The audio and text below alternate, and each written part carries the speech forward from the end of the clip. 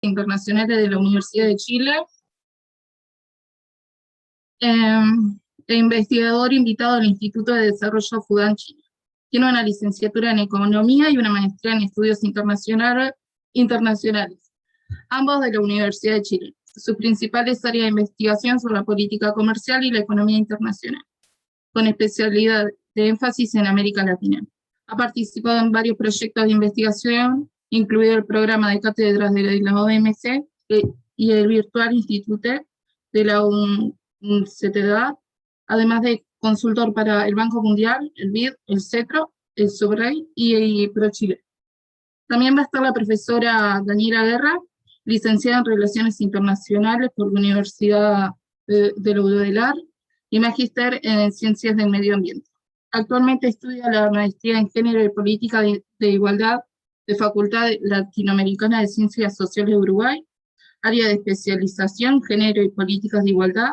Cursó la diplomatura en Estudios de Asia de la Universidad Nacional de Chaco Austral, pendiente de trabajo final. Se ha especializado en Historia Económica y en Desarrollo de Políticas Públicas e Integración Regional.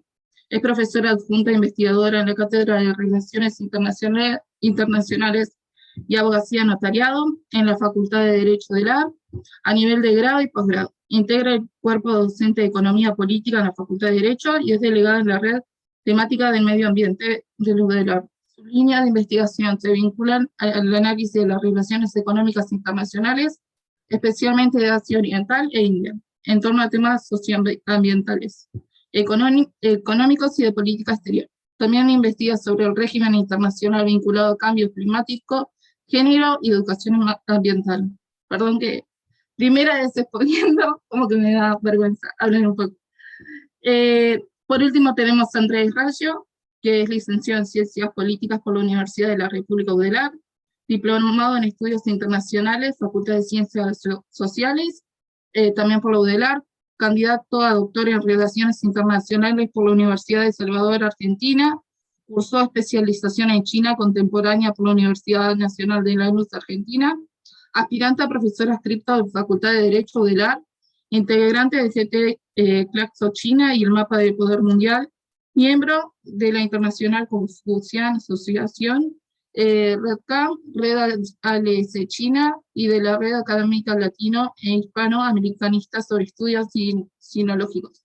Temas de investigación: relaciones entre América Latina y China, relaciones Uruguay-China, política exterior China. Además es asistente de dirección de la Cátedra de China Contemporánea por Frasco, Secretaría General.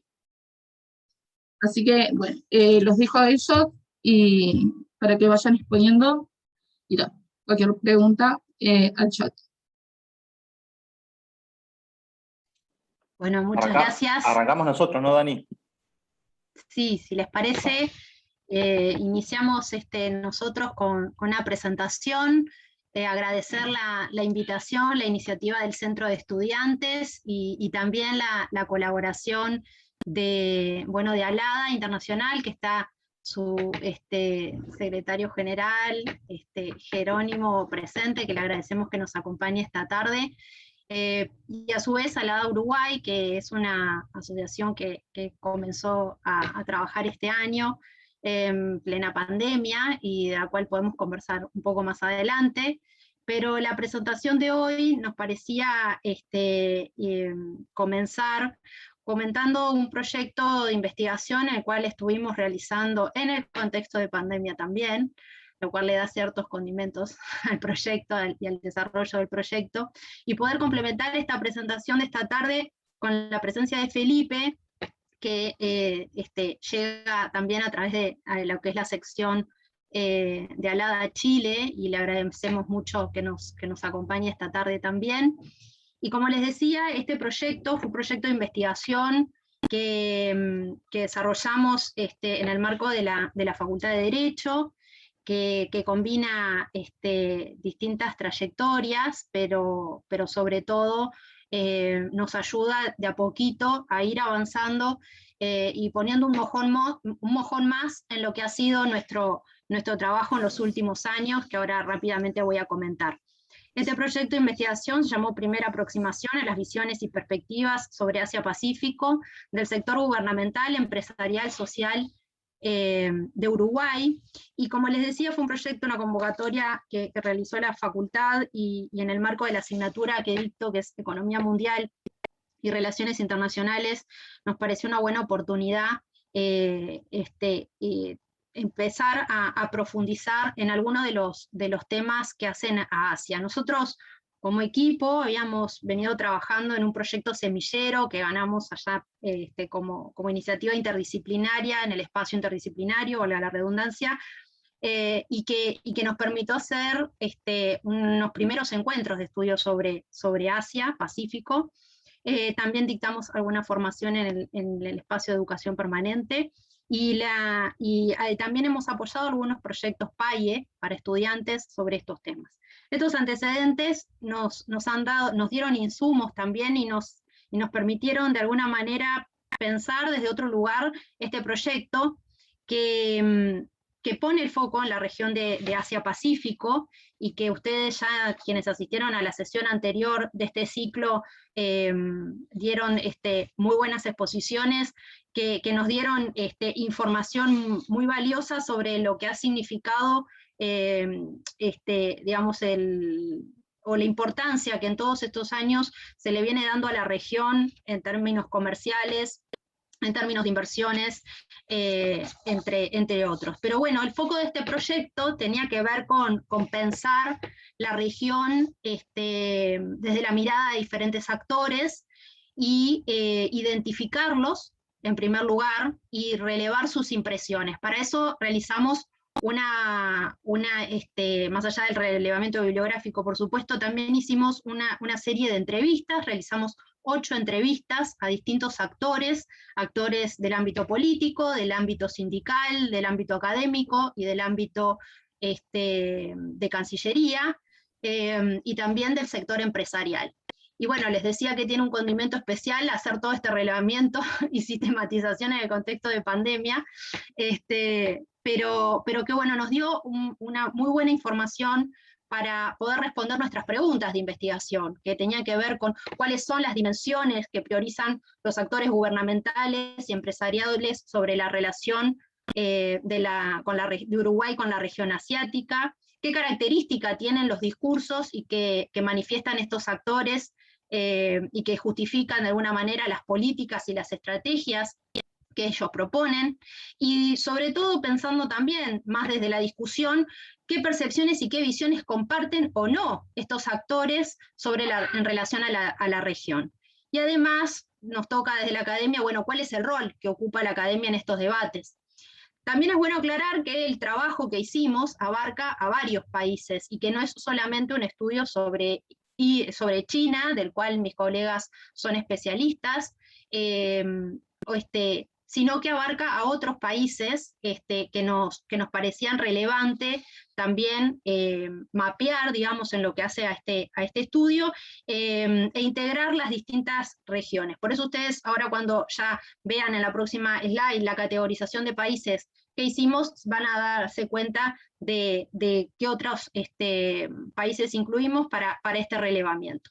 No me quiero extender demasiado, sí decirles que bueno, que para nosotros fue un proyecto importante, ya les digo, en términos de poner los temas sobre la agenda de investigación, y poder continuar con una trayectoria que veníamos analizando. Le doy la palabra a Andrés, que va a compartir con ustedes justamente parte de los resultados de esta investigación, con foco, ahora sí, en China, para lo que hace contribuir a este debate que ustedes nos proponían en el ciclo. Muchas gracias. Andrés. Sí, bueno, primero que nada, voy a intentar ser lo más breve posible, pero me parece muy interesante. Nosotros acá vamos a mostrar unas cuestiones de perspectivas de actores, como dijo Dani, pero sí tal vez en cómo se llega, porque hay un entorno en el cual se llega a la posibilidad de un telecentro con China, que tal vez es bueno considerar, en términos generales. Por supuesto, esto en tan poco tiempo es muy difícil de abordar. En primer lugar, considerar que el siglo XXI es tal vez algo que se repite mucho, pero que claramente se cumple, es el siglo de Asia, en gran medida. Por lo menos en las dimensiones, digamos, más relevantes, analizándolo desde la política exterior. Eso implica un acercamiento bastante particular en el caso de Uruguay, y en particular con China, que tiene que ver primero con el comercio y después se va desenvolviendo naturalmente, incluso, producto de la gran demanda china y la dependencia que Uruguay genera, en un ámbito más político. Y eso es sumamente relevante. Paulatinamente incluso, esto va de alguna forma, y tal vez, aunque no está correlacionado, pero tal vez no tenga que ver una cosa con la otra, es decir, eso es algo que hay que estudiar. Paulatinamente Uruguay, mientras que se acerca a China a nivel político en su dimensión, digamos, más cercana a la diplomacia y a la estrategia, se va separando de Estados Unidos. Estados Unidos pasa a ser cada vez un socio comercial menos importante, al igual que Argentina, y China, además de preponderante, ya en condiciones de dependencia. Es decir, patrones de centro-periferia o de semiperiferia, como podía hablar Arrighi o Wallerstein, pero en concreto cuestiones de donde existe un interés desde las élites locales en mantener esos patrones. Eso es algo sumamente relevante que a mí me parece interesante mencionar a título. China no es la Unión Soviética, y eso es muy importante entenderlo. ¿Y por qué? En términos bien concretos, porque las élites económicas no ven a China como veían a la Unión Soviética en la Guerra Fría. Entonces, esto es sumamente relevante para entender por qué no vamos a ver con tanta claridad una polarización ideológica respecto al tema. Algunos sectores de la izquierda van a estar de acuerdo, probablemente la extrema izquierda, por una cuestión ya más de definiciones, vamos a dejarla por ahí para no profundizar, tal vez se opongan de plano, y la centro derecha y extrema derecha es muy probable que estén más de acuerdo. Habría que ver también la cuestión de los industriales y qué tipo de representación partidaria encuentran. Que no profundizo, me interesa, cualquier cosa lo hablamos en las preguntas. Eso es relevante, porque el contexto de incertidumbre sistémica nos lleva a relacionarnos con el mundo, producto del déficit del Mercosur y bla, bla, bla, pero nos pone en esta situación. Y el gobierno actual aplica una estrategia que no es distinta al gobierno anterior, la única diferencia es que está dispuesto a, tal vez en teoría de juegos, a un juego de la gallina. Es decir, a ir a apretar el acelerador hasta donde dé, y a ver quién cede primero. Eso se representa en una frase muy famosa del presidente uruguayo, Lacalle Pou, donde dijo: por ahora Brasil nos acompaña. Mientras que Brasil nos acompañe, nosotros vamos a seguir con esta línea. Y eso es sumamente importante considerar. Entonces, ahora sí, ese es el contexto. Un contexto nacional que no voy a comentar acá, pues más o menos casi. Creo que la mayoría somos uruguayos y entendemos que hay un proceso muy interesante que se va a dar el año que viene en cuanto al referéndum de la ley de urgente consideración y que va a concentrar la discusión política. A nivel regional, crisis total de las instituciones, de la integración está realmente en un debe, y a nivel sistémico ya lo mencionamos y ya lo sabemos. Entonces, ¿cuáles son las perspectivas en las cuales esto se da? Para los actores, como decía Dan. En términos generales sobre Asia, la mayoría de los actores visualizan que el Uruguay, visualizan en el sistema internacional algunas potencias. Por supuesto que China la considera una potencia mundial, y ahí varían en algunos casos con Japón y Rusia.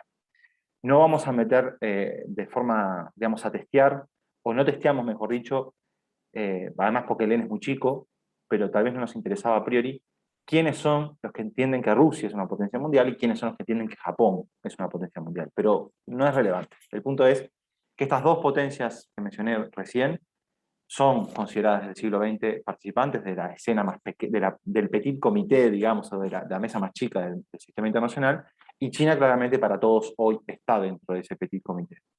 Después están algunas categorías intermedias, que son realmente difíciles de establecer de una forma ordinal. Se podrían utilizar unos conceptos de parámetro o de categorías argumentadas, pero no vienen al caso. El punto central es que no son mundiales, y en algunos casos se las considera periféricas, obviamente como Corea del Norte o como Nueva Zelanda de forma minoritaria, y la mayoría de los países asiáticos son considerados potencias medianas o emergentes, lo cual esto revela la necesidad, si para los actores es relevante porque son potencias emergentes o medianas en el sistema internacional, prestarle atención. Esto es parte de una línea argumentativa que Daniela mencionaba. Nosotros queremos marcar lo obvio, que Asia es importante, hay que prestar atención, ¿verdad? Eso es algo que parece a veces muy sencillo, pero no es tan sencillo no sé si en la política, pero por lo menos en quienes toman las decisiones. Prestar atención a los problemas que realmente hay que prestar atención, y como decía, uno de esos es la gran dependencia que tenemos con China, que no es mala necesariamente, pero sí tenemos que tener una cierta estrategia para abordarla de una forma provechosa, y no solo acercarse a la ganancia de corto plazo. En términos generales, en cuanto a la percepción de la importancia de las regiones, también podemos observar que sacando obviamente América Latina, que es una región que es la vecindad, lo cual es obvio que todos los actores consideran que es relevante, en algunos casos más, en otros casos menos. Ahí hay un micrófono prendido. Asia es, sin lugar a dudas, después de América Latina, la región en la que se considera más importante. Lo curioso, no para este caso ni para esta presentación, es que América Latina es más importante para los partidos políticos que Asia. Y son los que tiran, digamos, hacen el ladrillo estándar más grande. Eso es lo curioso. Insisto, el N chico no es relevante en términos cuantitativos, pero sí, a mí me llamó la atención. Es decir, la visión regional está impregnada en la política partidaria, pero no necesariamente en el sector gubernamental o en las cámaras, sindicatos o académicos. Curioso. Vamos a hacerlo bien así, cualquier cosa, después si a ustedes les surge una pregunta o quieren tirar del hilo para conversar, lo hacemos. En cuanto al grado de vinculación de Uruguay según los actores, no cabe ninguna duda que para la mayoría, perdón, para todos, China es el más importante, y ahí varía, en todo caso, que hay una línea se traza una línea rasa casi entre Japón, Rusia y Corea del Sur, en algunos casos India, lo cual también es predecible para nosotros, y esto también es relevante si consideramos el comercio que tenemos con estos países. No es que sea pequeño, es importante, pero no es significativo para que se considere tan importante a nivel de actores. Es algo que también nos llama mucho la atención y que nos tiran líneas, y ojalá alguno de ustedes también tire alguna idea para poder seguir abordando estos temas. En cuanto a los factores que más se destacan en la vinculación, el factor económico o comercial es el que pica en punta, y esto es algo que también que podíamos prever, porque la política exterior de Uruguay desde hace muchísimos años está centrada en una política exterior comercial. Tal vez la diferencia más importante es esto último que ha pasado con China, la vinculación más fuerte, pero a partir en particular de 2016, a pesar de que era muy importante la vinculación política. Una vez que viaja Vázquez a China, propone inicialmente la idea del TLC, con o sin Mercosur, se firma o se hace la declaración de una asociación estratégica. El Uruguay y China empiezan paulatinamente a establecer una serie de acuerdos que terminan, pasan por la aprobación del Memorando de Entendimiento de la Ruta de la Seda, y en particular, y mucho más práctico, porque el otro es mucho más diplomático, en términos concretos no ha significado tanto, pero sí la entrada de Uruguay al Banco Asiático de Inversiones en Infraestructura. Y esto a Uruguay le permite, a pesar de no necesitarlo, tener financiamiento potencial o pedir financiamiento alternativo, sumado a la reciente noticia de Uruguay haber entrado al Banco de Desarrollo de los BRICS, que se da en el entorno de lo que se llama, digamos, a grandes rasgos, el acceso al financiamiento alternativo, no occidental, en todo caso, ¿no? Occidental en patrones clásicos.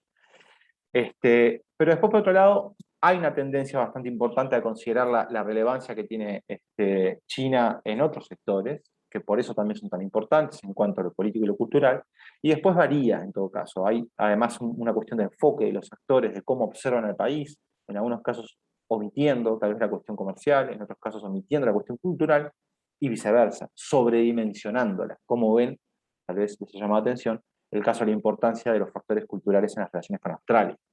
Y esto tiene una explicación muy sencilla, que es que Uruguay, hasta hace un poco tiempo, tenía una de las comunidades en el exterior más importantes en Australia. Entonces, de alguna manera se asocia con esa vinculación, que en términos concretos es menor. Eso en términos de Asia, ¿no?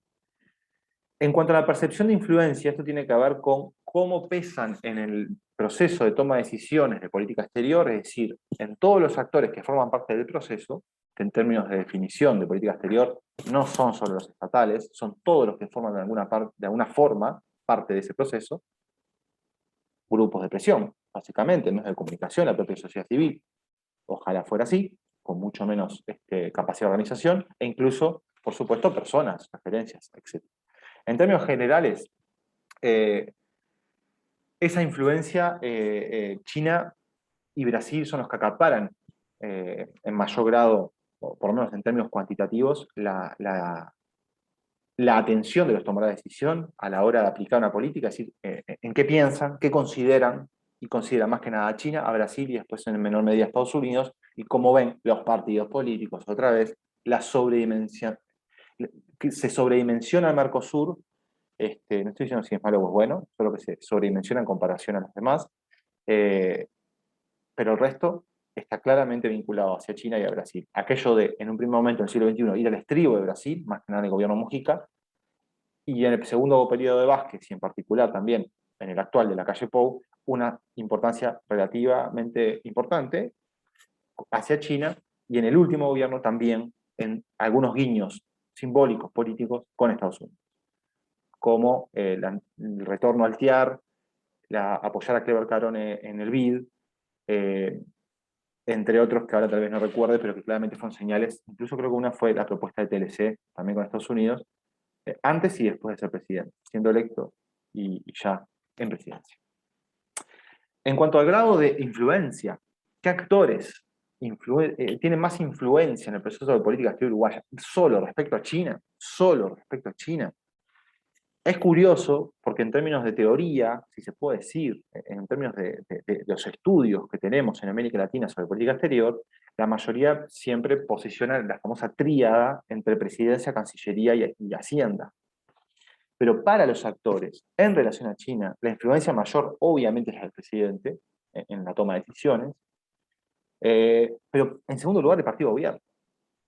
Esto puede tener una relación con la idea que quedó puesta en el sistema político y también la opinión pública de la importancia del Frente Amplio en su interna y cómo podía influenciar en el propio acontecer del gobierno, en ese momento del oficialismo Frente Amplio, o que exista en esta tendencia a la partidocracia, bueno, tendencia no, a la partidocracia uruguaya, que se sobredimensiona incluso también al propio partido gobierno en la toma de decisiones por encima del canciller de la República, que suele ser, si no es digo, al menos hay dos figuras bien claras a nivel opuesto, u opuestas. Aquel canciller que es puesto para seguir todos los mandatos del presidente, o aquel canciller de confianza que tiene cierto poder de decisión y representa al presidente y al país.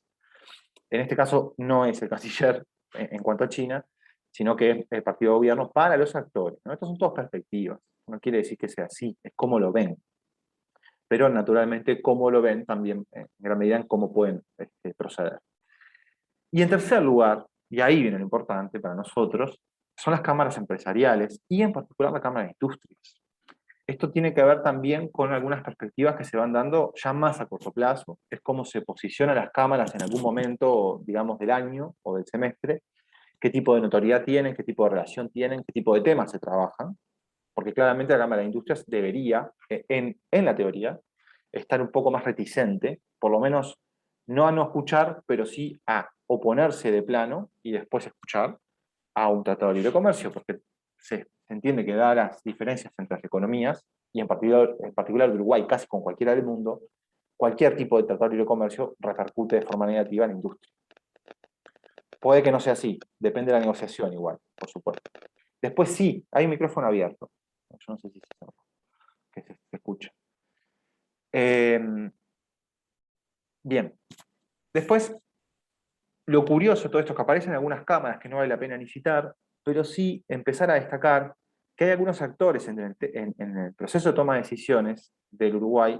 Perdón, Dani, ¿me avisás cuando me falten 2 minutos o uno, más o menos, para no irme? Vale. Como la academia, como los sindicatos, en el caso de Uruguay, el PIT-CNT concentrado, e incluso los diplomáticos, que para la mayoría de los actores tienen un poder relativamente bajo de influencia en la toma de decisiones. Y ni que hablar la sociedad civil. Y esto es un punto central.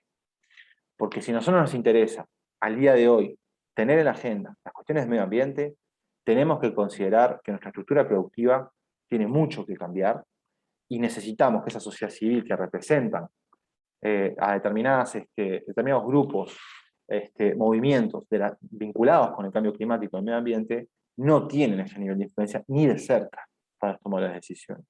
En eso creo que estaría bueno trabajar. Y eso es más como una punta o una perspectiva que nos interesa como producto de la estructura productiva del Uruguay.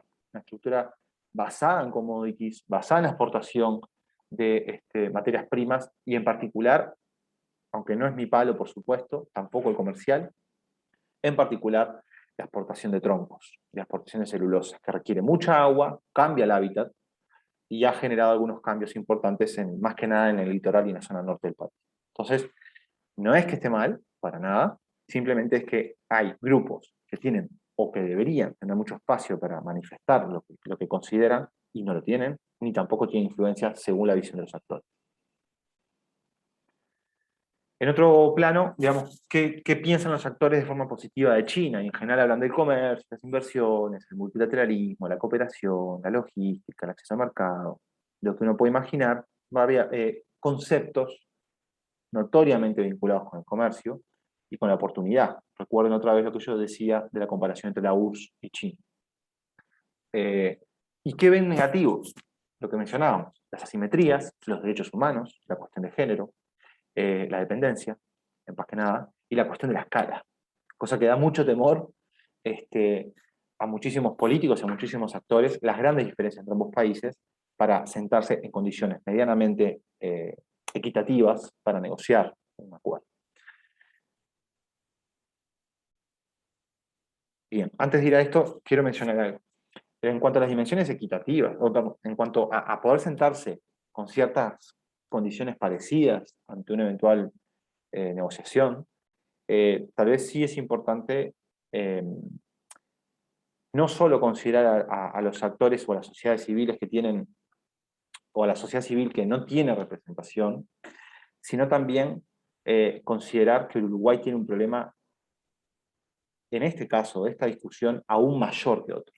Y voy a poner el caso, tal vez no el caso de Chile, el caso de Perú, el caso de Costa Rica, pero supongamos que Uruguay no tiene la misma cuestión, la misma problemática a nivel regional que tenía estos países. Porque Uruguay, como ya sabemos, el problema de la cláusula 3200, abro paréntesis, no importa si aplica o no, pero en términos políticos y simbólicos sí aplica. Argentina lo ha dicho manifiesto, que esa cláusula se tiene que respetar. El Uruguay tiene un inconveniente mayor todavía. No solo las famosas negociaciones de doble nivel de Putnam y Allison, sino que también tiene una tercera, que es intermedia, que es la regional. ¿Qué decía Putnam? ¿O qué se hablaba en teoría de negociaciones al respecto? Perdón, Felipe, en todo caso, porque entiendo que lo tiene más claro que yo y capaz que puedo estar diciendo cualquier cosa. Pero en concreto es que un negociador tiene que estar mirando hacia adentro, buscando cómo puede conciliar las posturas de afuera. Y de alguna manera, ese negociador que tiene un interés nacional, lograr coordinar o equilibrar para que llegue a buen puerto, básicamente. Ahora, ustedes se imaginan el problema que tiene Uruguay porque tiene una intermedia, que es la regional, y Brasil hasta ahora apoyándolo, y Argentina hasta ahora no apoyando. Y no solo no apoyando, sino manifestando que Argentina entiende, así lo dijo Cafiero hace unas semanas, que en caso que entiende que China no va a comprometer sus relaciones por Uruguay. Es una situación muy complicada. Entonces, quienes estén negociando van a tener que considerar tantas variables que va a ser tan difícil llevarlo adelante, porque no es solo negociar con los partidos políticos a nivel local para poder aprobarlo en el Parlamento, sino saber que es muy probable que eso sea letra muerta y que si se llega a eventual aprobación en el Parlamento, no me lo puedo imaginar, sin aprobación de Mercosur, eso implicaría de plano, de por sí, tener un frente abierto que va a tener represalias económicas también, no solo políticas, para el Uruguay. Entonces, si se considera todo eso, o mejor dicho, debería considerarse todas estas esferas de negociación que tienen sus intersecciones, porque son parte de la realidad. No es un hipotético. Uruguay tiene que tener en cuenta en la negociación los problemas que va a tener con el Mercosur si lo hace de forma separada y bilateral. Por otro lado, las estrategias que Uruguay debería tomar respecto de China, y esto tal vez es lo más sustancial, los números no importan. Lo central aquí es que se les presentó una hipótesis, o una frase en todo caso, y ellos manifestaban si les parecía bien o no les parecía bien en términos ordinales. Y en concreto, como verán, ninguno de los actores, salvo los no estatales, que ahí están vinculados las cámaras y los sindicatos, en todos los casos, todos tienen una suma positiva. Todos lo ven, por lo menos, como continuar con la profundización comercial, continuar con la profundización política, tal vez en menor medida que la comercial, que hay más unanimidad, basarse en una política exterior de Estado, que es casi como un deseo que todos tenemos, ¿no? Que la política exterior sea una política de Estado siempre, porque eso da continuidad a largo plazo a la estrategia, da más resultados. La dificultad está a la interna y las tendencias a la traición, en términos de teoría de juegos, de tener una postura distinta para ganar votos. Y después de equilibrio, es decir, hay un acuerdo también en que existen unas diferencias importantes, unas asimetrías, que yo vinculaba en particular con el aumento de la dependencia en términos clásicos de la teoría de la dependencia de Cardoso y Faleto, que hay que solucionar. Y que, la verdad, si vamos a negociar un acuerdo, es el mejor momento para ponerlo arriba de la mesa. Sería mucho mejor contar con el vecindario para poder negociar con mayor espacio. Y eso creo que nadie puede negarlo, y creo que incluso el propio presidente lo ha dicho, sería lo ideal. El tema es que no está dada esa posibilidad. Pero sí se tomó la opción de continuar con esta posible negociación. Dani, te dejo esto para ti.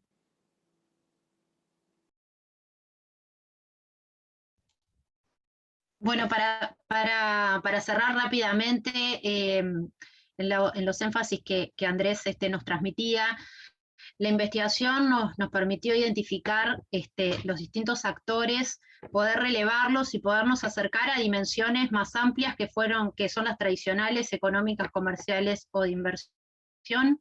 En ese sentido, creo que la investigación y la calidad de las entrevistas que pudimos acceder nos dio justamente esas primeras impresiones, un panorama mucho más amplio de lo que hace las relaciones de Uruguay con la región, en particular con China, como lo vimos hasta ahora.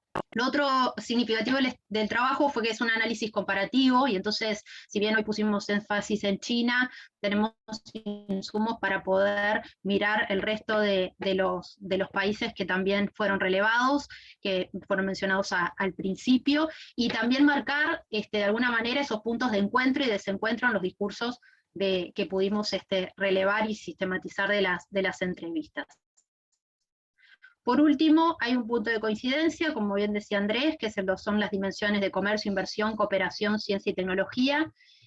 Ahora bien, otros temas significativos que están representados en las figuras son temas de mayor digamos, distancia, y que hay puntos de vista más encontrados. Hay que seguir trabajando en esa línea para profundizar. Y lo otro que nos llamó la atención, y ahí también un poco el poder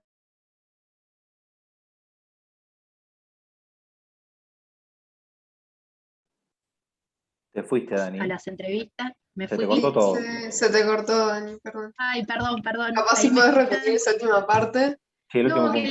que les decía que otra cuestión que llamó la atención tiene que ver con la falta de referencia académica en la universidad. Como les contaba hoy más temprano, en el recorrido de este equipo de investigación hemos tratado de ir avanzando en distintas iniciativas, en nuestras carreras también de investigación, pero bueno, sí hay una cuestión de continuidad y de apoyo a estos temas, y bueno, fue algo que también los actores también salió como parte del relevamiento, ¿no? Y lo importante de instancias como esta, cual reitero ya ahora en el cierre, el agradecimiento, porque bueno, como dice la profesora Lía Rodríguez, es importante trabajar para superar la fragmentación del conocimiento y también la distancia del abordaje de los problemas sociales en torno a los temas que nos convocan, como que hace al TLC con China. Así que muchísimas gracias. Ya le quiero pasar la palabra a Felipe, que seguro nos va a poder complementar y trabajar sobre lo que es el caso del acuerdo con Chile y sus distintos momentos de las negociaciones, en donde le hemos pedido que ponga el foco, sobre todo por su experiencia también formando parte de los equipos de negociación. Muchas gracias.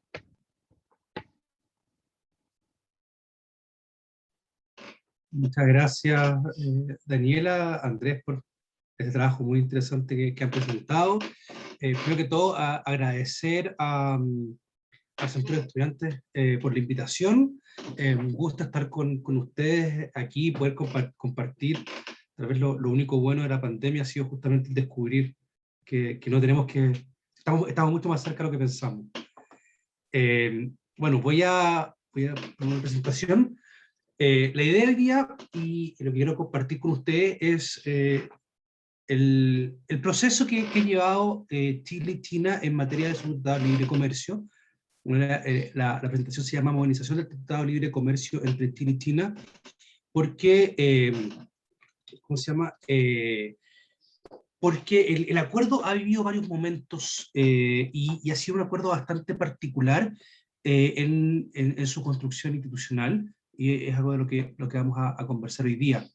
Yo me voy a focalizar mucho más en la construcción del acuerdo, en los temas que se han llevado adelante, tratando de enmarcar esto en tanto la estrategia de política comercial de Chile, que como ustedes bien conocen, es bastante particular respecto a la región de América Latina. Chile ha seguido un camino de inserción propio, alejado de los grandes centros o movimientos de integración, como era el Mercosur o la Comunidad Andina, y recién la década pasada se incorpora a la Alianza del Pacífico, que también es un proceso bastante sui generis en esa materia.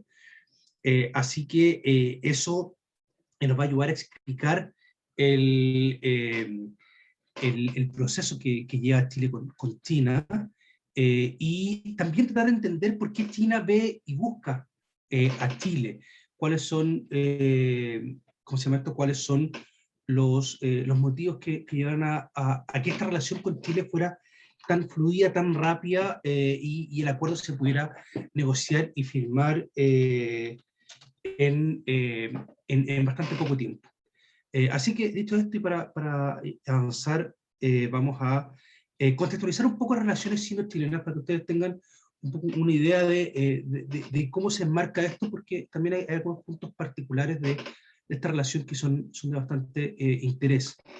Y esto es, tomando un poco de historia de Chile, las relaciones entre ambos países datan ya 50 años atrás, cuando durante el gobierno de la Unidad Popular Chilena de Salvador Allende, gobierno de izquierda, se establecen relaciones diplomáticas con el gobierno de China, el gobierno de la República Popular China, bajo Mao. Y esto es interesante puesto que eran dos gobiernos de izquierda, como eran no alineados en un contexto de Guerra Fría, que lleva a un hito diplomático bastante simbólico, como era el establecer relaciones diplomáticas, pero que no pasaba de aquello, de un establecimiento de una relación en este contexto de Guerra Fría, entendiendo que por una parte China seguía siendo un actor secundario en el concierto internacional durante estos años, más allá del porte que tiene el país, del tamaño. Dentro del contexto de los 70 estamos hablando de un actor secundario bajo Estados Unidos o la Unión Soviética, por lo cual marca un hito sobre todo de independencia de Chile respecto de la propia Unión Soviética, de Estados Unidos, etc. Pero el punto interesante acá no está tanto en el establecimiento de las relaciones diplomáticas, sino que está en el golpe de Estado en Chile el 73. Era un quiebre en el régimen democrático, en la transición democrática chilena, el golpe militar liderado pues, por Augusto Pinochet, el cual de todos ustedes han escuchado, y donde la relación con China se ponía de alguna manera en un punto suspensivos. ¿Qué iba a suceder con este establecimiento solamente 3 años atrás de relaciones diplomáticas? Y es aquí donde se marca un punto fundamental que va a marcar la relación entre ambos países, y que es la decisión bilateral de mantener un pragmatismo en la relación bilateral. ¿Qué quiere decir esto? Que tanto los gobiernos de Chile, el régimen militar liderado por Augusto Pinochet, como el gobierno de China, van a definir su relación bilateral bajo los principios de no intromisión en los asuntos internos de cada Estado. Ergo, el gobierno chino no iba a condenar el quiebre democrático en Chile o lo que estaba sucediendo en el país, como tampoco Chile iba a condenar o a cuestionar los diferentes temas que ya se estaban levantando respecto de China, del carácter autoritario del régimen chino o los problemas relacionados con derechos humanos u otros temas también en el país. Si bien los regímenes van a ser de signos políticos opuestos, por una parte la China comunista y por otra este experimento neoliberal que va a llevar adelante la Junta Militar en Chile, van a encontrar en esta idea de no intromisión de los asuntos internos de cada Estado un punto común, que va a sostener las relaciones diplomáticas durante todo el periodo. En segundo lugar, Chile mantiene el reconocimiento de una sola China, que es un elemento fundamental para China continental, distinguiéndolo de Taipei o Taiwán. Chile va a mantener este reconocimiento de una sola China, lo cual va a permitir sostener las relaciones diplomáticas durante todo el periodo de dictadura militar en Chile. Durante estos años no va a suceder mucho, más allá del hecho de mantener la relación, y de nuevo esto porque, por una parte, Chile estaba absolutamente aislado en el concierto internacional, va a estar en un proceso de cambio de su sistema económico, el cual va a estar en la década del 80 golpeado por la crisis de la deuda de América Latina, y por otro, China, hacia finales de la década del 70, en el 79, va a empezar su propio proceso de transformación con las reformas que lleva adelante Deng Xiaoping y las 4 modernizaciones de China, que va a generar un propio proceso de desenvolvimiento y desarrollo a nivel interno en China, que va a mantener las relaciones exteriores, las relaciones bilaterales entre ambos países, de alguna manera en una especie de status quo por muchos años, pero siempre manteniendo el vínculo entre los dos países. ¿Y por qué esto va a ser importante? Porque para China, estas políticas de largo plazo, la mantención de relaciones diplomáticas va a ser visto con muy buenos ojos en los años venideros. De alguna forma, China va a encontrar en Chile a un socio de largo plazo, a un socio confiable, que lo va a haber apoyado durante muchos tiempos, durante muchos signos políticos y de manera permanente, a partir de la década del 70, incluso con buenas relaciones antes de aquello. El 70 marca el inicio de las relaciones diplomáticas como tal, y luego, a partir de la década del 90, Chile se va a transformar en uno de los principales reconocedores de las reformas que está llevando China en materia económica y en su reinserción al sistema de comercio internacional. En ese sentido, Chile va a ser la segunda economía latinoamericana en apoyar el ingreso formal de China a la OMC, el cual se va a plasmar ya el año 2001, y va a ser la primera economía latinoamericana en reconocer a China como una economía de mercado dentro de la propia organización. Este va a ser un paso bastante importante, puesto que el reconocimiento de China como una economía de mercado le va a permitir tener un mejor acceso a las preferencias y compromisos que se habían negociado en su proceso de adhesión a la OMC. Entonces, esta política del primero, del segundo, del largo plazo, va a ir acrecentando esta relación de cordialidad entre dos países, más allá que el nivel de intercambio comercial, el nivel de intercambio en materia de inversiones u otros va a ser relativamente bajo respecto, por ejemplo, también de otros países en la región. Pero a pesar de ello, Chile y China van a mantener una relación bastante continua, que va a ser lo que va a permitir el establecimiento o el inicio de negociaciones de un tratado de libre comercio. Entonces, entendiendo este contexto, rápidamente vamos a ver un poco la relación comercial entre Chile y China, para que ustedes puedan ver la magnitud y el impacto que tiene el acuerdo de libre comercio. Vamos a ver en las siguientes láminas. Ustedes pueden ver ahí, a partir de la década del 90, año 96, los flujos de comercio entre Chile y China. Las importaciones en azul, en este caso, corresponden al flujo desde China hacia Chile, y en rojo las exportaciones, que son el flujo comercial que va desde Chile hacia el gigante asiático. Y pueden ver cómo hay un punto de inflexión bastante fuerte a partir de la firma del acuerdo. Las exportaciones chilenas ya venían creciendo a un ritmo importante en la década del 2000, de alguna manera, al igual que las del resto de América Latina hacia China, promovido por el boom de los commodities y esta aparición importante de China en el contexto internacional. Pero es a partir del 2016 2006, de la entrada en vigor del acuerdo comercial entre ambos países, que se da un salto exponencial aún mayor en el nivel de intercambio bilateral, el cual se ha mantenido relativamente constante, y ahí vemos hasta el 2017, tiene recién una caída en la década, en el 2014, 2015, una pequeña caída. Luego, perdona que no tengo la lámina actualizada, vamos a encontrar también una caída producto de la crisis del COVID, pero en general hay un crecimiento importante de la exportación y del intercambio comercial en general, donde vemos que desde que se pone en marcha el acuerdo en el año 2006, las exportaciones se han casi cuadruplicado en un periodo de alrededor de 15 años. ¿Qué explica esto? Básicamente el acceso preferencial que Chile ha tenido principalmente en mercados agropecuarios. La posibilidad de poder acceder a un mercado prácticamente infinito para la escala de producción de Chile, con productos como manzanas, vinos, arándanos, cerezas, salmón, entre otras materias. El tema agropecuario es uno de los más importantes en la relación comercial bilateral.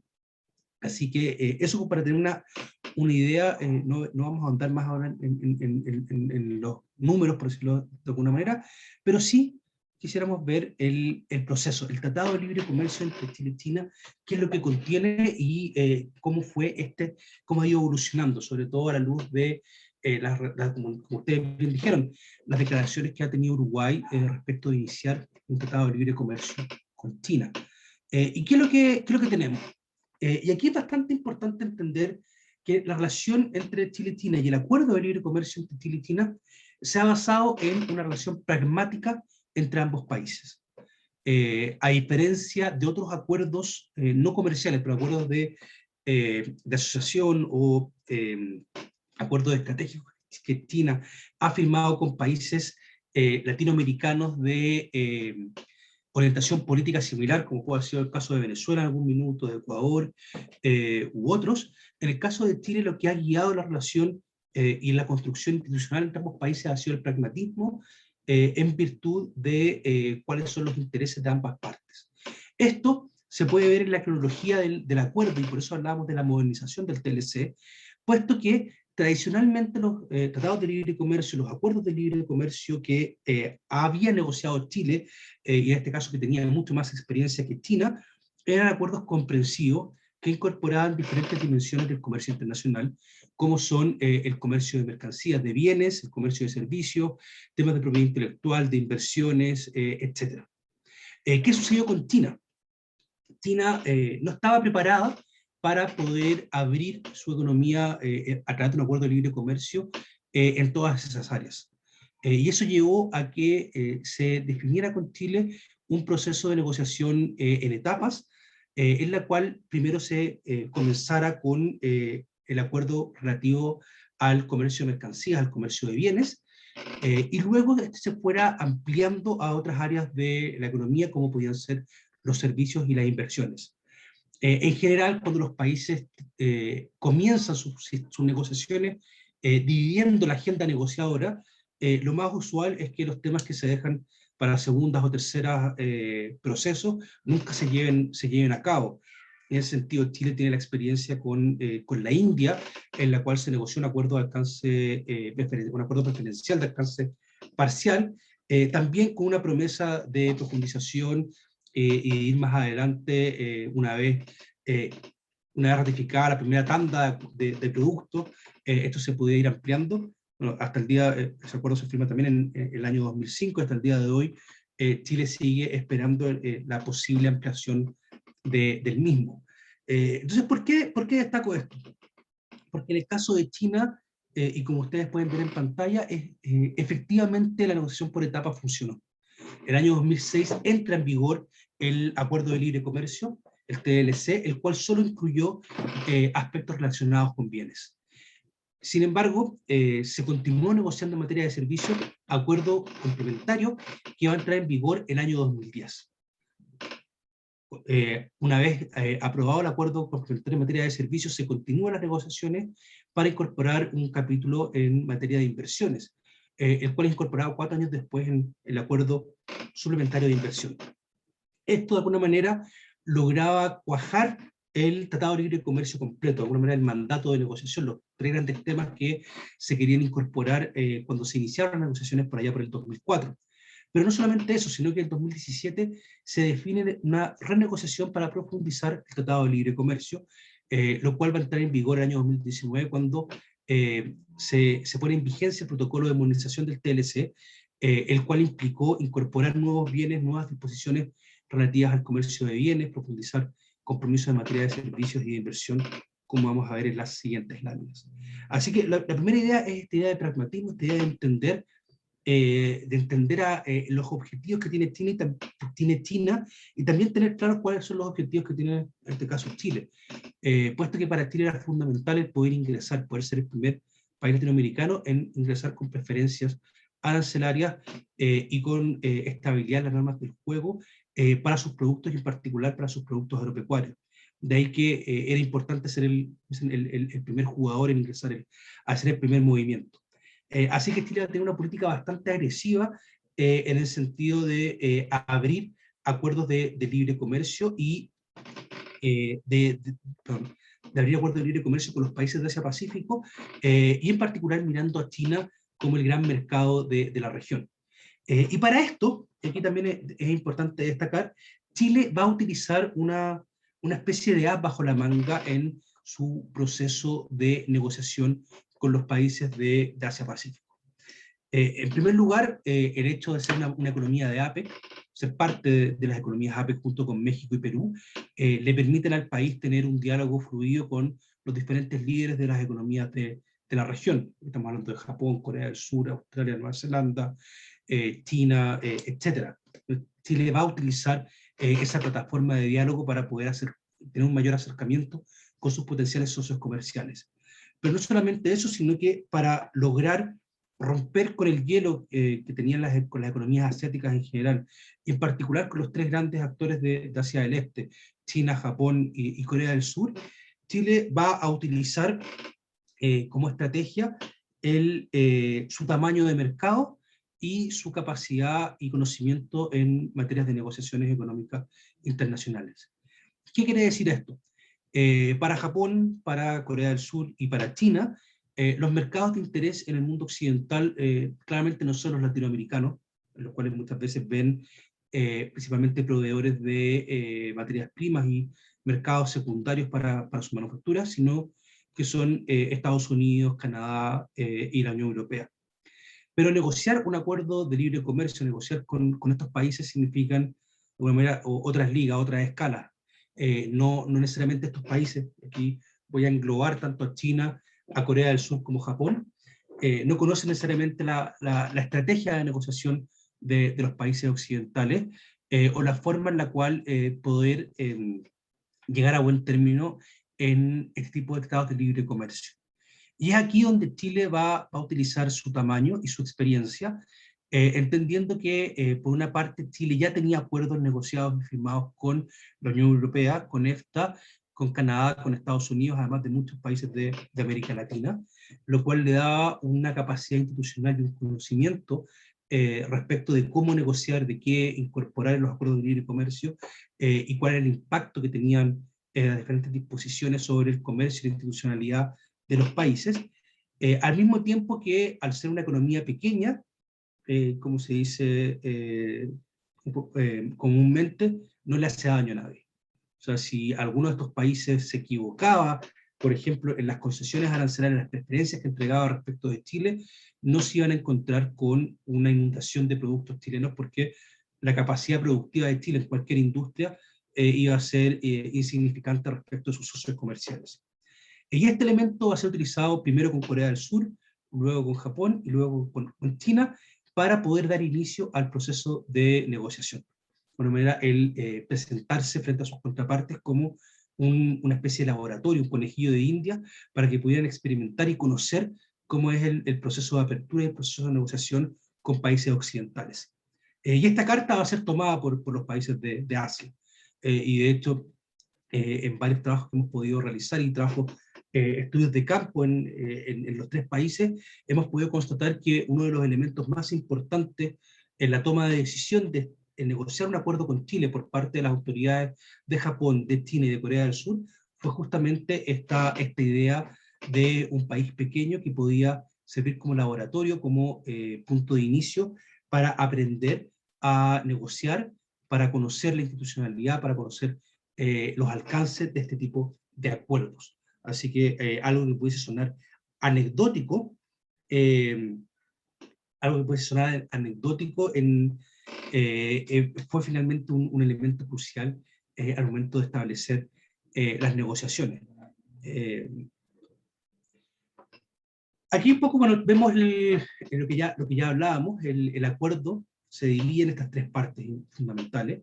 Primero el capítulo de bienes, o la sección de bienes, donde se incorporan capítulos relacionados con acceso a mercados, con medidas sanitarias, con obstáculos técnicos, instrumentos de defensa comercial, solución de controversias, etcétera, que se suscribe el 2005 después de 5 rondas de negociación. Es un proceso bastante rápido, para que tengan una referencia. Probablemente no sea el mejor ejemplo, pero el acuerdo entre la Unión Europea y Mercosur demoró más de 20 años, todavía no se ratifica, y varias decenas de rondas de negociación.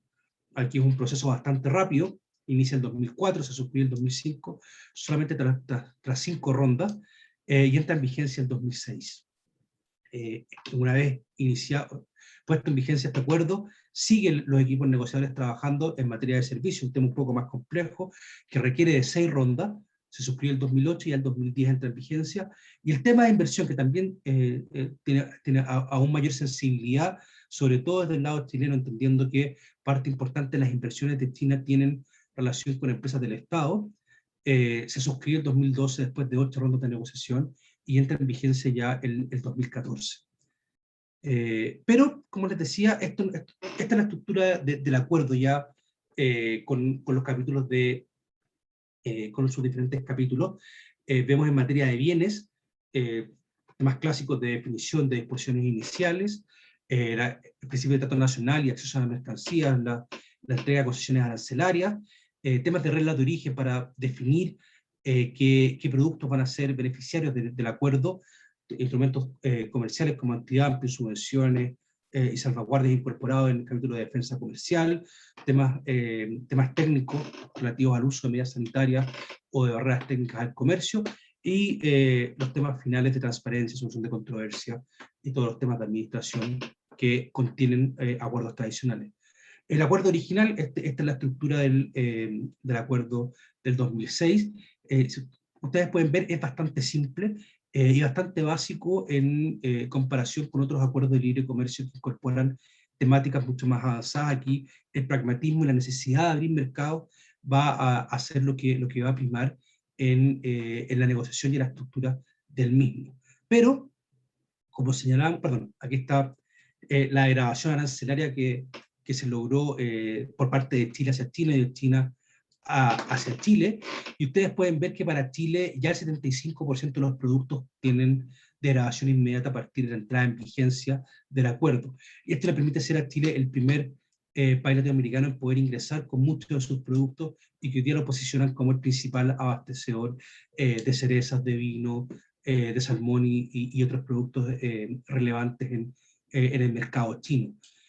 Asimismo podemos ver que los calendarios no son muy largos, son hasta 10 años, lo que lleva a que el 2016 ya la totalidad de los productos que se incorporan al acuerdo están ya degradados totalmente, y que el nivel de exclusión es bastante bajo, 2% por el caso de Chile, incluyendo 152 productos, y 3% para Chile, alcanzando 214 líneas arancelarias. Y eso lo vamos a tener que tomar en un par de momentos cuando veamos la modernización. En servicio, se definen los ámbitos de aplicación, definiciones relativas a los servicios, el acceso para poder suministrar servicios. Se liberaliza en general la totalidad de servicios, a excepción de lo que vemos en la columna derecha, los servicios financieros, la relación pública, las subvenciones, el cabotaje marítimo y los servicios aéreos se definen como exclusión. Estas exclusiones tienden a ser las tradicionales de todos los acuerdos de libre comercio. En general, salvo los servicios financieros, el resto son elementos que se excluyen por temas de seguridad nacional, por temas de políticas de desarrollo en la mayor parte de los tratados de libre comercio, lo que hace el capítulo de servicios un capítulo bastante moderno y en línea con lo que Chile haya negociado con las principales potencias del mundo.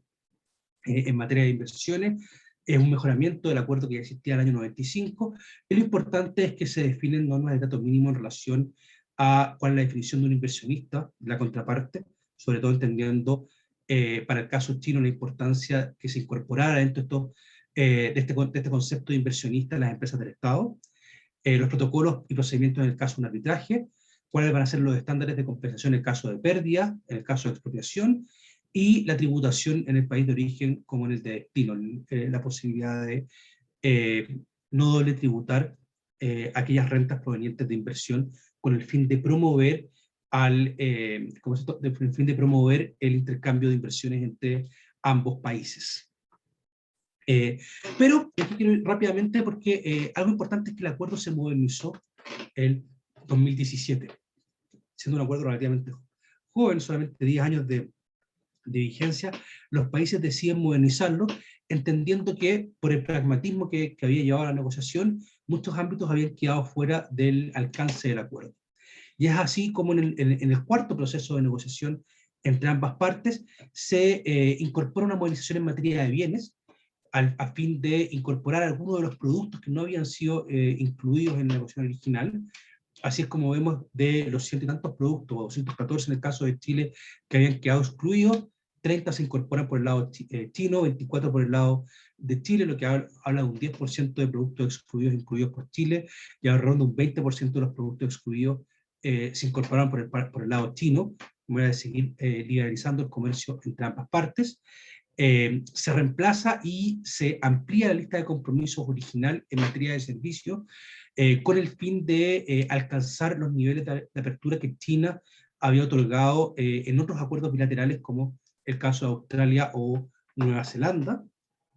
Se moderniza el capítulo en materia de reglas de origen. Todo esto son modernizaciones, son temas que ya estaban en el acuerdo, que se van mejorando con el fin de hacer más expedito el trabajo entre ambos países, el intercambio comercial entre ambos países, pero no es lo único, puesto que se incorporan nuevos temas, como es un capítulo en materia de comercio electrónico, algo que había quedado fuera del acuerdo original, pero ya para el 2017 pasaba a ser un tema relevante en las relaciones y en el desarrollo comercial entre ambos países, y que hoy día, en el contexto de pandemia o post-pandemia, pasa a ser un elemento crucial en materia de relaciones económicas internacionales, toda vez que gran parte de la actividad económica ha mutado, ya sea de manera completa o al menos en una parte importante hacia elementos digitales de la economía digital. Entonces, en ese sentido, el capítulo de comercio electrónico establece los parámetros básicos respecto del marco regulatorio en materia de transacciones personales, de autenticación electrónica, de protección al consumidor en línea, de protección de información personal, etc. El capítulo en materia de comercio electrónico no es de los más avanzados que existe en esta materia. De hecho, Chile va a liderar trabajo bastante importante, como es el reciente acuerdo de asociación en economía digital que firmó con Nueva Zelanda y Singapur, que va mucho más adelante respecto de la definición en materia de economía digital, pero sin lugar es un buen punto de partida y un buen marco para regir las relaciones comerciales entre ambos países en esta materia, y es mucho mejor que el hecho de no tenerlo. Junto con esto también se incorpora un capítulo de procedimientos aduaneros y facilitación de comercio, con el fin de poder hacer más expedito el tránsito de mercancías entre ambos países, generando un marco jurídico vinculante y con mecanismos que ayuden a los exportadores e importadores a dar cumplimiento oportuno a las diferentes obligaciones requeridas para poder comerciar entre ambas partes. También se profundiza el capítulo de cooperación técnica y económica, incorporando elementos relativos a la agricultura, a la protección de intereses y derechos de los consumidores financieros, a la cooperación en pagos transfronterizos y asuntos de supervisión en esas materias, y el establecimiento de cadenas globales de valor de cooperación para establecer cadenas globales de valor entre ambos países.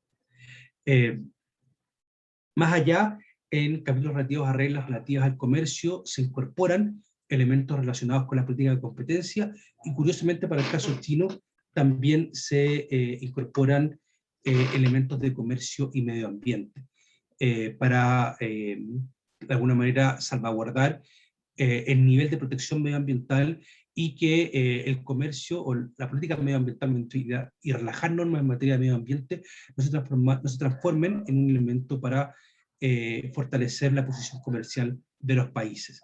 Y esto es un cambio bastante interesante, puesto que va a ser de las primeras veces que China va a incorporar explícitamente temas medioambientales sus negociaciones comerciales, y de alguna manera va mostrando esta nueva cara de China de tratar de transformarse en un campeón en estas materias en materia de cambio climático, de regulación medioambiental, más allá que en la última COP26 no se incorporara en la última declaración, pero de alguna forma sí va haciendo patente una preocupación, al menos en estas materias.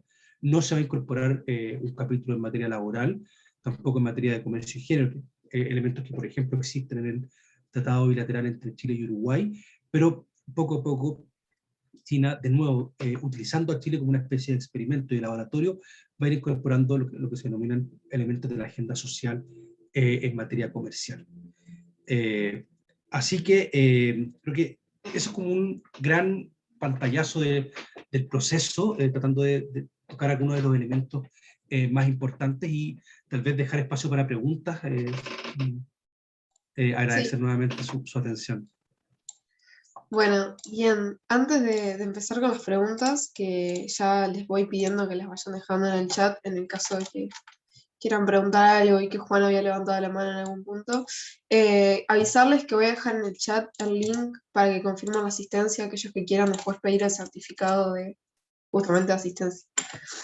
No sé, Juan, si querés, vos que tenías la mano levantada, abrir el micrófono, dejarlo en el chat o lo que quieras, y lo mismo para los demás, si quieren ir dejando en el chat sus preguntas, las vamos recogiendo ahora. Buenas, buenas. Yo tenía una pregunta para Andrés, ya hace un rato que habló. Él hacía referencia a 3 niveles de análisis, el doméstico, regional e internacional, si no me equivoco. En el caso que tengamos, mi pregunta es, si en el caso que tengamos consenso internamente, o sea, ya sea partidos políticos, empresas, demás, y en el ámbito internacional, Uruguay, China, en el caso de no tener consenso en el ámbito regional, ¿considerás que sería posible la realización del TLC?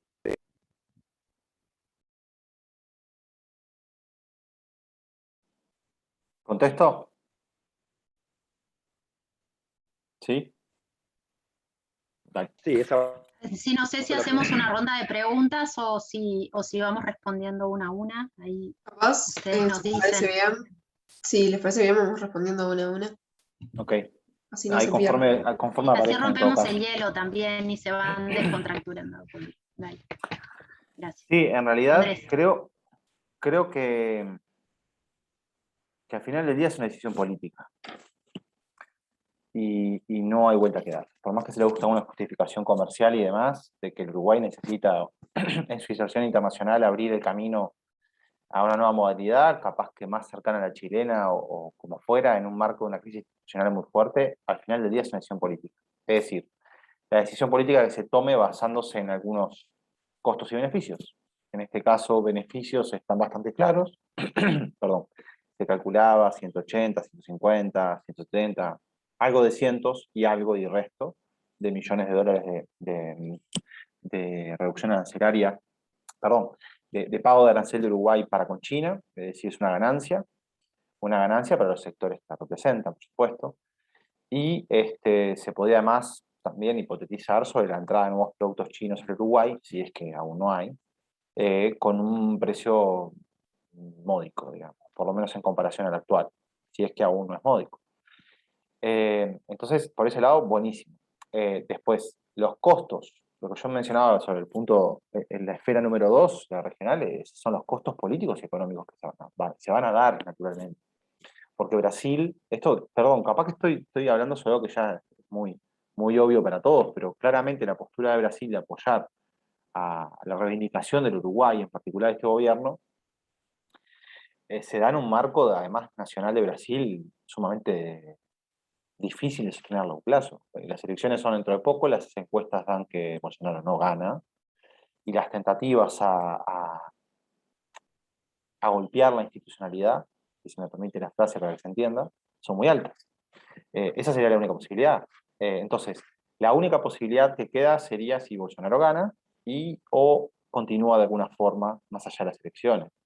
Y aún así Argentina no está de acuerdo. Y aún así Paraguay tampoco reconoce a China. Entonces, no existen a priori muchas probabilidades de que se haga en términos regionales. Entonces, la opción del Uruguay, si es que está todo bien y todo lo demás constante, como dicen los economistas, o todo lo demás en consenso, cosa que dudo, y no quiero extenderme, pero dudo también a nivel local, por lo que yo decía de las tendencias a la traición en términos de teoría de juegos, pero conforme avance el tiempo y la coalición va a tener que distanciarse para llegar a las elecciones. Entonces, no sé si eso se va a dar, pero claramente con las nuevas posturas, como dice Sanaúja y Camilo López, estas derechas o nuevas derechas neopatrióticas que ven al exterior como algo negativo, no creo que apoyen con tanta facilidad y va a haber una tendencia a oponerse. Y al mismo tiempo, la cercanía con las elecciones, para cualquier partido político, rinde más polarizar que buscar consenso, lo cual es un grave error de estas democracias que tenemos, que incentivan de alguna forma la rivalidad, y más con la amplificación y todas las posverdades que después circulan por redes. Entonces, lo veo difícil. Es político en la medida entonces que van a tener que tomar la decisión de asumir cualquier costo que aparezca. Sí es posible que se pueda firmar. De hecho, al final del día el Uruguay es soberano. Y creo que Argentina lo ha dicho. Creo en ese momento el ministro de Desarrollo, Kuflas, que ha marcado que el Uruguay es soberano de tomar la decisión que quiera. Pero eso tiene una consecuencia. Y si gana el PT o gana Lula en Brasil, y si continúa Alberto Fernández en poco tiempo y Uruguay logra esa negociación, se imaginarán lo que puede pasar, ¿no? O sea, los dos grandes de Mercosur, con una postura totalmente en contra de la postura del Uruguay para cómo avanzar, no van a demorar en tomar algún tipo de decisión. Y eso sí es lo que yo digo que hay que tomar en consideración, porque es muy probable que pase. Entonces, va mucho más allá de querer, sino qué tipo de imponderables o digamos, de perspectivas que no podemos observar con tanta claridad a largo plazo, eventualmente pueden suceder. Entonces, aunque haya acuerdo en el sector doméstico y en el sector, digamos, de China, o para con China, es complicado. Y al mismo tiempo, otra vez otro factor internacional, que se ha hablado bastante, no lo mencionamos en esta mesa, es cuánto tiene China para perder como factor disruptivo o como factor de enemistad en una región que busca acaparar, por lo menos con Brasil, con Argentina, con Uruguay, tiene una situación estratégica y la idea es continuarla. Entonces, ¿cuánto está dispuesto China también a jugarse en eso? Y no, tampoco hablamos aquí sobre la importancia que tiene la importancia que tiene Uruguay para China. Todos sabemos que a nivel comercial eso no tiene que ver, todos sabemos que no tiene que ver con el mercado, sabemos que tiene que ver con acceso al mercado de Mercosur como un hub regional y un relato que se ha construido, creo que yo, de forma muy correcta, de que Uruguay tiene que hacer una entrada, pero si ese factor ya no existe, ¿cuál es el incentivo de China de continuar con esto en la medida en que sabe que genera enemistad en el barrio y que es un argumento más de la digamos, de la tropa o del cuadro occidental que está intentando marcar todo lo mal que hace China en el sistema? Entonces, también por ese lado, que no se mencionó, me parece poco probable. De todas maneras, el Uruguay es soberano como cualquier país y puede tomar esa decisión, si así lo desea, después va a tener que asumir esos costos. Y en eso dependerá cuánto interese o cuánto de consenso hay a nivel local sobre lo que significa el interés nacional. Que podríamos hablar toda la vida sobre eso. Bien, espero, Juan, que te haya servido la respuesta y no sé si hay alguien más que quiera preguntar algo. Puede ser por chat, pueden abrir el micrófono, eso como ustedes prefieran.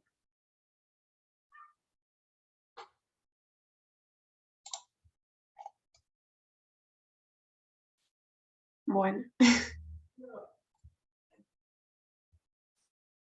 Si no hay preguntas, entonces capaz que vamos cerrando. Primero que nada, agradecerle a los tres expositores, estuvo súper clara la presentación y bueno, muy interesantes los resultados del proyecto, ahora hay que ver qué pasa. Por lo menos está bueno poner el tema sobre la mesa y bueno, ir discutiendo cuáles serían las posibles probabilidades de bueno, el TLC que tanto se está hablando. Y bueno, gracias a Felipe también por presentar lo que sería el tratado con Chile, que creo que también pone bastante claro cuál sería más o menos el proceso que se está llevando, por lo menos con países de la región. Así que bueno, eso, y muchas gracias a todos los compañeros también por venir y por estar presentes. Espero que haya quedado un poco más claro todo esto y seguiremos viendo qué pasa con este tema de discusión entonces. Muchas gracias a todos y nos estamos viendo. Muchas gracias, saludos a todos. Gracias a ustedes. Eliana, muchas gracias. Muchas gracias. Gracias a ustedes, Daniel.